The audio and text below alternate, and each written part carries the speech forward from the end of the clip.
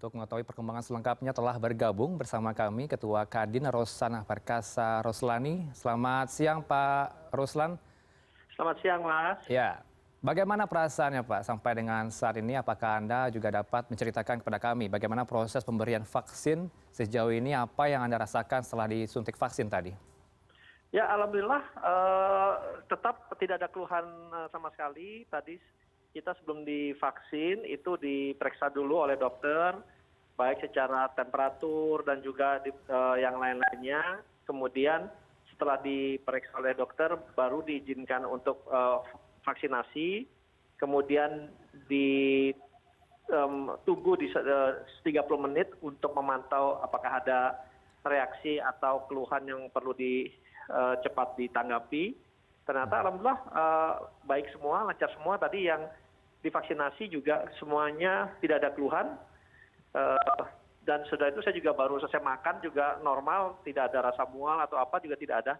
Semuanya baik alhamdulillah.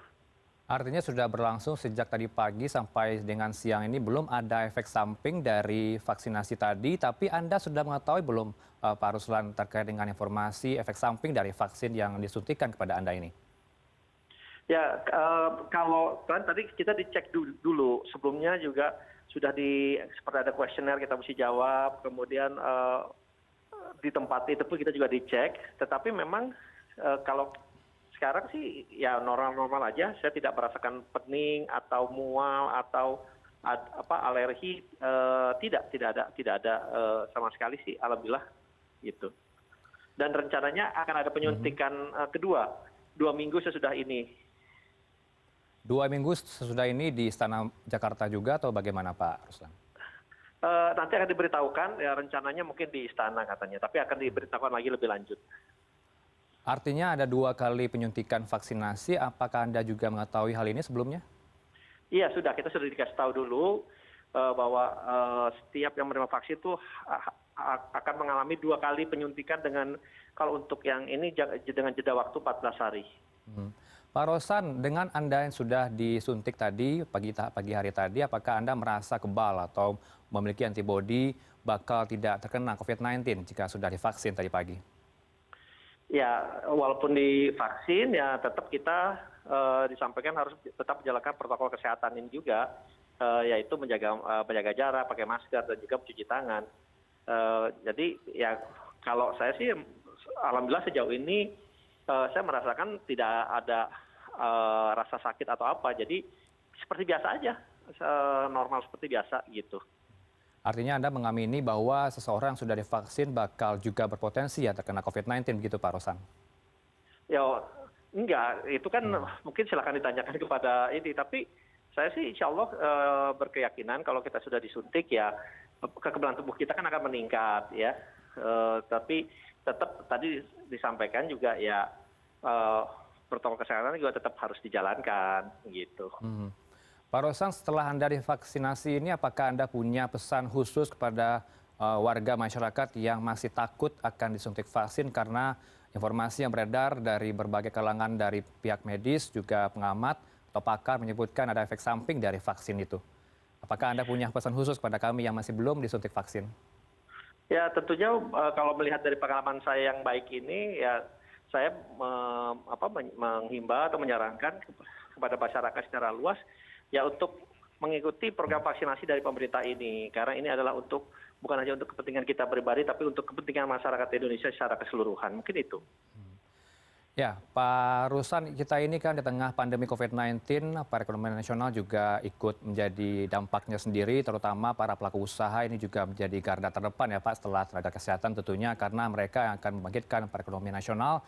Apa harapan Anda bagi mereka pelaku usaha ini jika memang belum diprioritaskan untuk divaksinasi terlebih dahulu, Pak Rosan? Ya, ini kan pasti ada semuanya, ada skala prioritas.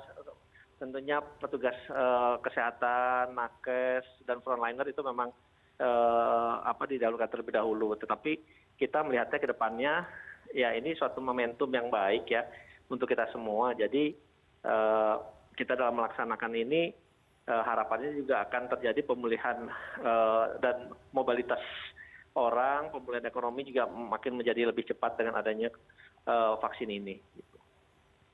Ya, jika nantinya setelah divaksinasi ada efek samping, pemerintah sudah menyatakan bertanggung jawab dengan hal itu. Bagaimana Anda menanggapi dengan tanggung jawab dari pemerintah ini jika benar adanya efek samping yang ditimbulkan setelah divaksinasi, Pak Rosan? Ya, kita harus apresiasi, itu kan berarti pemerintah sudah memikirkan secara keseluruhan mengenai hal ini. Mhm. Bagi warga masyarakat sebagian ini masih menjadi kebingungan sendiri dan Gubernur Ridwan Kamil juga menyatakan menghimbau warganya untuk tetap divaksin agar kebal dari COVID-19 atau terhindar dari virus ini.